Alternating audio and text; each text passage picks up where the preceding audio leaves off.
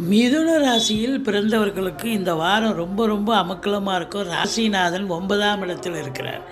எடுக்கின்ற சிறிய முயற்சியாக இருந்தாலும் பெரிய வெற்றியை தேடித்தரும். உடன் பிறந்தவர்கள் உங்களுக்கு உதவிகரமாக இருப்பார்கள். வண்டி வாகனங்கள் செலவு வைக்கும். தாய்க்கு தேக ஆரோக்கியத்தில் அக்கறை தேவை. குலதெய்வ வழிபாடு உங்களை காக்கக்கூடிய ஒரு நிலை. பிள்ளைகளுடைய வளர்ச்சி சிறப்பாக இருக்கும்.